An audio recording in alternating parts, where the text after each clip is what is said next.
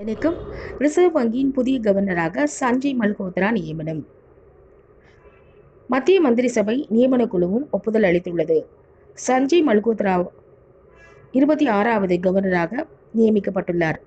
1990ஆம் ஆண்டின் ராஜஸ்தான் பிரிவு IAS அதிகாரி. அவரது பதவிக்காலம் 3 ஆண்டுகள் நீடிக்கும்.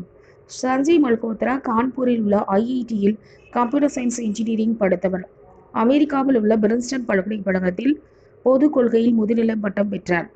தனது 33 ஆண்டுகால அரசு பணியில் மின்சாரம், நிதி, வரி விதிப்பு, தகவல் தொழில்நுட்பம், சுரங்கம் உள்ளிட்ட பல்வேறு துறைகளில் பணியாற்றி உள்ளார். வருவாய் செயலாளர் ஆவதற்கு முன்பு நிதி சேவைகள் துறையின் செயலாளராகவும் இருந்துள்ளார். நிதி, வரி விதிப்பு ஆகியவற்றில் மத்திய, மாநில அரசுகள் மட்டத்தில் நீண்ட அனுபவம் கொண்டவர்.